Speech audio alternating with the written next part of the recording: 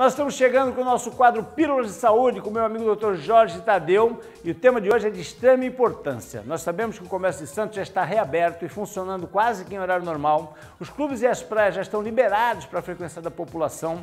A prática de esportes, inclusive esportes coletivos, também já está liberada, ou seja, a vida está bem mais próxima do normal. Porém, algumas pessoas, um número expressivo de pessoas, principalmente aquelas com comorbidades, idade avançada e algumas doenças crônicas, ainda precisam se manter em isolamento social, assim como as pessoas que as acompanham. E uma das principais preocupações nessa situação é manter o equilíbrio entre a saúde física e mental. No tema de hoje do quadro Pílulas de Saúde, o Dr. Jorge Tadeu dá algumas dicas de como manter esse equilíbrio. Vamos ver.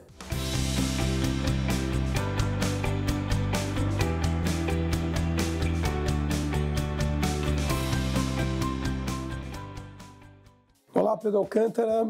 Olá, amigos. Mais uma vez, estamos aqui para discutir alguns pontos sobre promoção e prevenção de saúde no domicílio e hoje nós vamos falar um pouquinho sobre o confinamento, sobre as medidas de distanciamento social que acabou gerando o home office, o homeschool, e tantas situações que nos tiraram dos ambientes externos de trabalho, de ensino, de aprendizagem e nos levaram a essa sensação de confinamento. E é um assunto bastante importante para nós tratarmos, porque eu aprendi durante a minha vida esportiva que nós somos o que nós treinamos, né?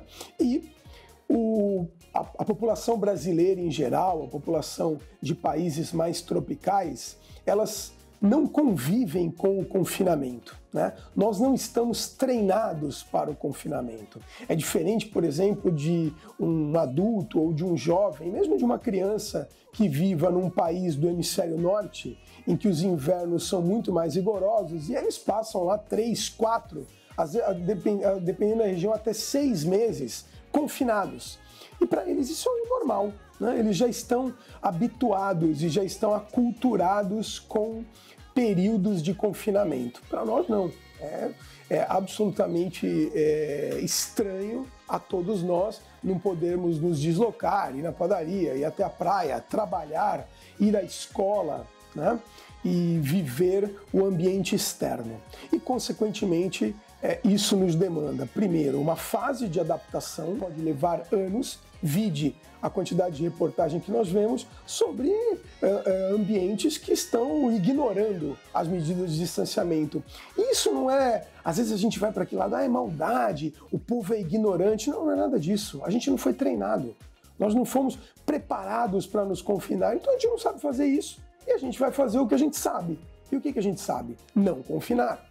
Essa é a questão. E enquanto esse tempo e esse processo de aprendizagem não se consolida, nós vamos ter as consequências. Então, para falar um pouquinho sobre essas consequências, eu vou dividir o nosso contexto em dois pontos importantes. Primeiro, no lado emocional. Segundo, no lado físico das consequências do confinamento e do distanciamento. Na discussão de hoje, nós vamos focar um pouquinho mais na parte emocional e, num capítulo futuro, a gente discute um pouquinho as questões físicas e posturais inerentes ao confinamento e às medidas de distanciamento. Sobre o emocional, não preciso nem falar que situações extremas começam a surgir em função da sensação de privação social. A privação social, ela vai gerar consequências que geralmente se manifestam pela exacerbação de tendências das pessoas, ou seja, aquele indivíduo que tem uma maior tendência à depressão, ao recolhimento, né, a introspecção, ele pode ter exacerbado um quadro depressivo por conta do confinamento. E na outra ponta, pessoas que têm uma tendência à ansiedade, à agitação, a um pouco mais de intensidade, podem manifestar estados ansiosos, transtornos ansiosos por conta do confinamento. Desta forma, é extremamente importante uma boa interpretação, uma autocrítica sobre o seu estado emocional para que, se você perceber a necessidade de algum apoio, de algum suporte, não hesite em procurar um apoio psicológico, um apoio médico para conter ou pelo menos para controlar alterações emocionais que, na verdade, vão prejudicar a sua integridade, vão dificultar a convivência familiar. A gente tem que lembrar que o confinamento, ele nos isola muito do ambiente social externo, mas ele intensifica o ambiente familiar. Então, a chance de conflitos, a chance de situações desagradáveis, de situações estressantes dentro do ambiente domiciliar, precisa também ser melhor controlada e adaptada nesse momento. É um momento que não é fácil para a nossa população, para a nossa cultura histórica. É mais difícil ainda, porque, como eu citei e reforço isso, nós não fomos treinados para isso. Então, muito mais importante do que simplesmente julgar e falar: o meu tio está estressado, a minha tia está deprimida porque não sabe ficar sozinha. Não é questão de saber ou não saber, é questão de ter capacidade. E capacidade só acontece com treinamento. Ninguém nasce andando, ninguém nasce pedalando uma bicicleta ou nadando numa piscina nado borboleta. A gente precisa treinar.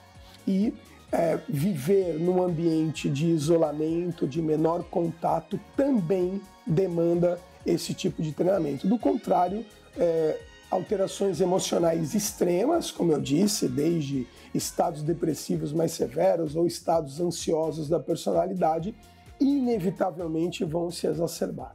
Eu acho que fica muito claro essa necessidade de atenção a todos nós, atenção aos nossos amigos mais próximos, aos nossos familiares e a nós mesmos, para que a gente não perca o controle e passe por esse momento, que eu tenho absoluta certeza de que vai passar, com lições para cada um de nós, lições para a nossa sociedade e, quem sabe, possamos evitar futuras tragédias como essa.